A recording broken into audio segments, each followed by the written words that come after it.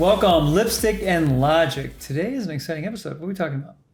Clean beauty. Clean beauty. This is controversial. Well, because there's no real meaning. What does that even mean? Right? It doesn't have much of a meaning, does it? No, I mean, it's kind of a consumer marketing term. It's just, it's a marketing term. And people believe that there's one standard. So why do you think it's such a buzzword right now? I think it's kind of along the lines of people being more aware of what they're putting on their body, but also what they're consuming. Like even like the black plastic caps on coffees, allegedly, the black plastic containers that we put leftovers in. That can seep into your... Or microplastics. Yeah, the microplastics can seep in and disrupt your endocrine system. Basically your hormonal system, which can have implications on fertility, which we are seeing a lot of, right? Breast cancer and other issues. So does clean mean safe? Well, even our water is not clean, guys. Sorry to be the one to break it to you, right? So there's, and plain water is even worse. Like some of these airlines don't even meet standards of clean. So it's a spectrum. And it's a term that's not regulated. It's a term that's consumer made up in order to sell a product or to say that it's clean. So everyone's got different standards of what clean are then. Right, exactly. And so, there are some organizations that are out there, like the Environmental Work Group has a website. You can basically put in each ingredient of something that you may be using, and it rates it on a 1 to 10, which I think is fair because it's like, how bad is it? Not everything's great. Even I said water, right? Not everything's clean, but is it carcinogenic, like cancer inducing? Is it, hormonally disrupting? Or it's, more on what they rate 1 to 3, which is not bad, right? So, on a spectrum, that's a website people can kind of So use. there's different groups that have different definitions of what clean is or are. And I know Sephora's got Sephora Clean, and that's a very popular buzzword in skincare. And Sephora has their own definition of what that means, and no controversial ingredients, but they have a list of ingredients that over 2,700 that they won't include. Theirs is more of an exclusionary standard, right? Yeah, I believe so. But let's do a lipstick check real quick. Okay. So why are we talking about clean today? Because lately, Dr. Barbara Strum, is it? Yeah, I think that's what her name is. Yeah, she's gotten a lot of heat, basically talking or positioning herself as an expert on clean beauty. Clean beauty, okay. So there's clean beauty, there's clean skincare, there's, organic, there's dermatology tested, there's all these wonderful words.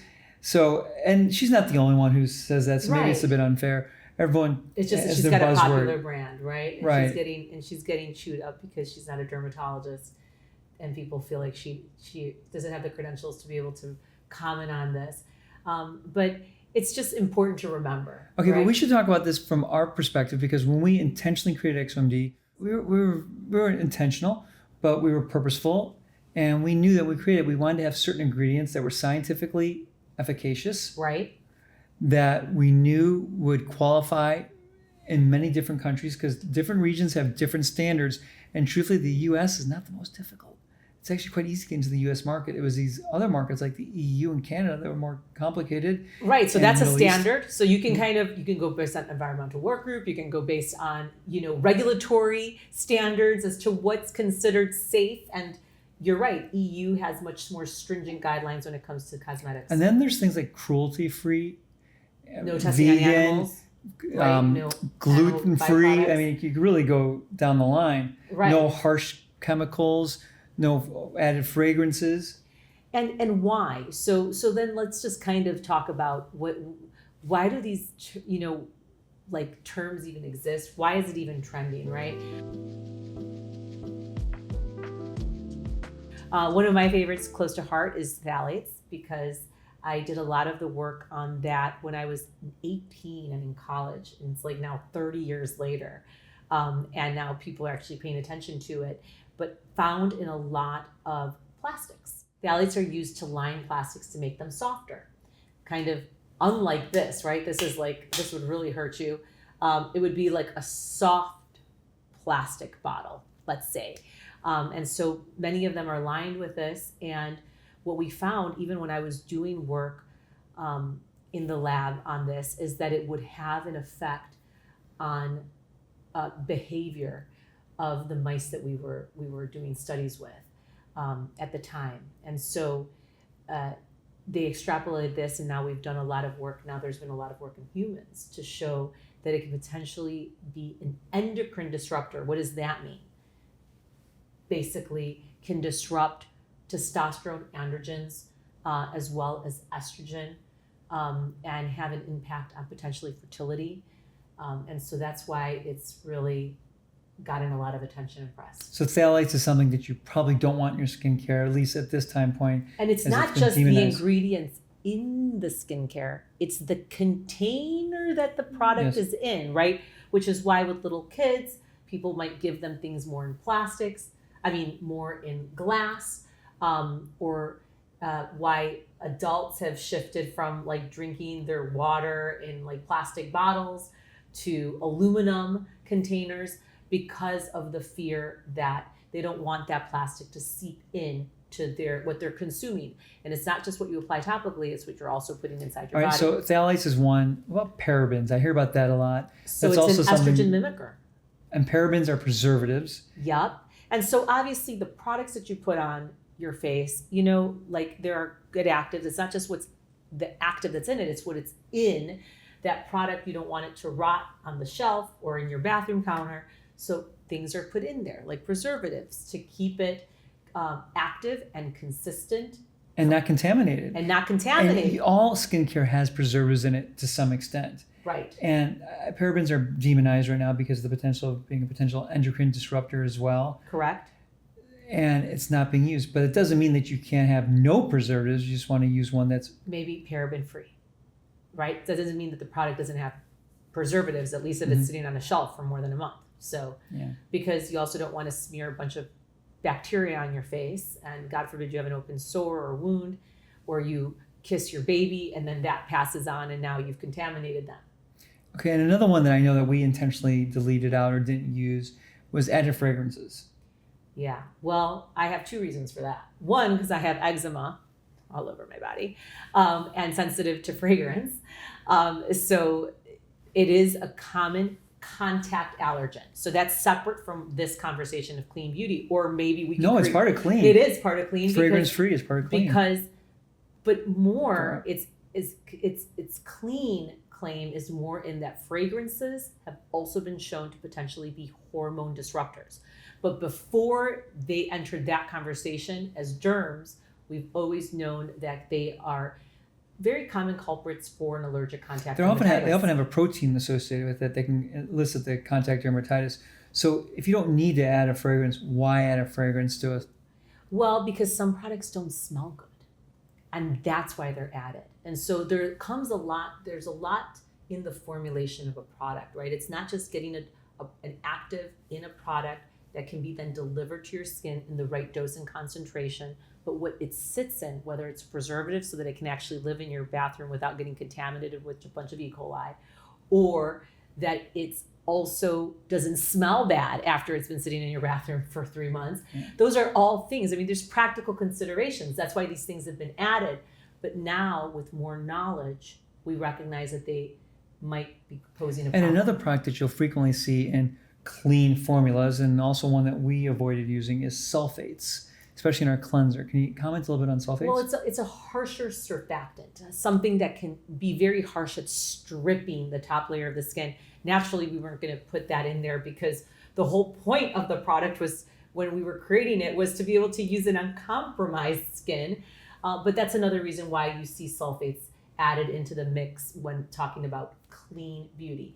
But like with anything, right? It's the dose of whatever that might be. So if it isn't something that you have, it's just kind of like picking your poison. There might be stuff that you're using that hasn't even been identified yet and possibly be a cause for endocrine disruption or being carcinogenic, right? Cancer causing. So it's a dose issue, right? And then It's a body surface area, which goes to dose. How much surface area are you applying this stuff to that then gets absorbed and then has a more systemic effect? Because a lot of these products you're putting on your face, not as much surface area as what you're putting all over your body. And then how often you're putting it on also affects your dose. So those are all other more practical considerations when you're having this conversation. So I think it's important to realize that you should not be super persuaded by these words like clean, these buzzwords, dermatology tested. Right, because dermatology tested might just be that a company sent a bunch of dermatologists some product and they tried it on. Right. But there was no formal evaluation of the product in their hands necessarily, or that they actually were tested by the dermatologists in a placebo-controlled randomized trial to actually see prospectively after months of use and consecutive use, what were the effects. So that's also a big I think that's a good point that we should bring up too, is that rarely are these products going through double-blind placebo randomized controlled trials, because they don't have to get into the marketplace in the US. Correct. They can just be, as long as you follow the certain good manufacturing guidelines, they can be produced. And many people are producing these without doing much in the way of testing.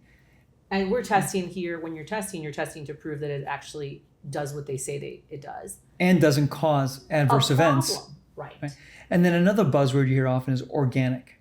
And that doesn't necessarily mean good. Just like dermatology lavender is organic, right? I can go pick it in the fields of Provence. But I definitely wouldn't want to rub it all over myself because I am sensitive to this, right? Just like poison ivy. I mean, that's organic, but it'll definitely cause a reaction on your skin if you go rub it all over yourself. So, So there are a lot of things that are organic, and that doesn't. It's a matter of dosing. Is it an extract from that plant? So we're using all these terms, but I think getting more granular on what they mean to have an intelligent conversation about it is important. So let's do a doctor's orders. I think the important point that I want to redeem from this is many products out there, whether they're food-based products or topical products, are claiming to be organic, doctor tested, clean, and clean in particular is a buzzword right now. And there's no clear definition. There's no universal standard. Universal definition of what that means. Now, when we purposely created XOMD, we were careful to pick ingredients that we thought were efficacious. They were certainly more expensive, we knew that, but we wanted to make sure we used high quality products. And we also wanted to use products that we know had low risk of causing any type of adverse events or irritation to the skin. That we use products that are commonly used in skin that is sensitive, rosacea for children. Right, because we're doing this after procedures too, and as a dermatologist, I mean, a third of my patients have sensitive skin, so I definitely don't want to aggravate the reason that they're coming in to see me.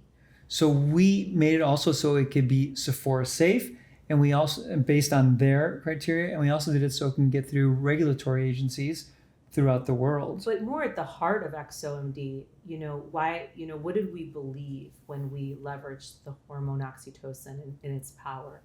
It's that we believe and recognize that hormones have a role in the health of our skin.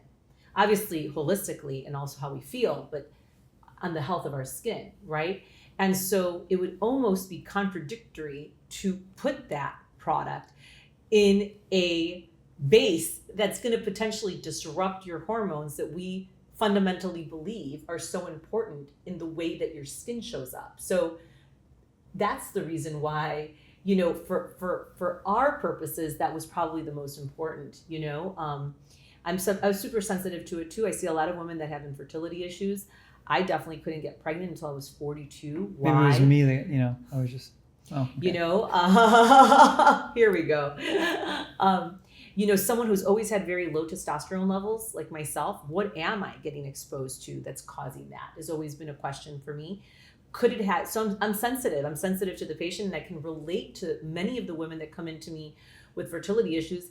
I definitely am sensitive to what hormones mean and how they impact people, not just at the level of the skin, but holistically. So yes, if there are ingredients, preservatives that we know at this point in time in 2026 that can potentially disrupt the hormonal balance in one's skin and system, I don't want to participate in aggravating it. But I think that there's more to learn. We learn something in medicine every single day. Okay, so if XOMD, if someone said to you, is your product clean? What would be your answer to that, and what would be your definition of XOMD clean? Knowing there's no universal definition, but if you have or we have our version of XOMD clean, well, we've chosen to exclude products or exclude ingredients in it that could potentially be more prone to irritation after a non-ablative laser resurfacing or moderate chemical peel. In skin that has an impaired barrier, in sensitive skin. So in that comes things like fragrances and sulfates that we know participate in potentially irritating the skin. We have intentionally not included things or ingredients that we know potentially today can disrupt that hormonal axis of the skin. That includes phthalates and parabens. Parabens and fragrances. And as more information develops in the space, as we become more aware consumers, not just in what we're ingesting, but we're applying topically, recognizing that our skin is our largest organ, I think we'll always stay on top of not having ingredients that could potentially hurt and harm our patients. So knowing that there's no clear definition or universal definition of clean, XOMD, we have our version of XOMD clean. What would you say XOMD clean means to you, to us? What would we tell our clients, customers, patients, friends? So when we made it, I mean, what it means to me, because this is definitely what I would not want to put in my face.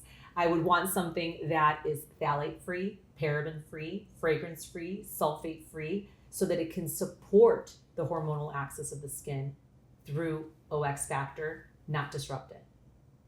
Okay, so that's our definition of clean. Yeah. There you have it. So doctor's orders, clean doesn't necessarily mean safe or effective.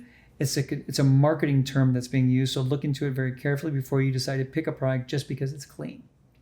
And there might be something in the product that you utilize that is more important, right? Goes back to risks and benefit ratio.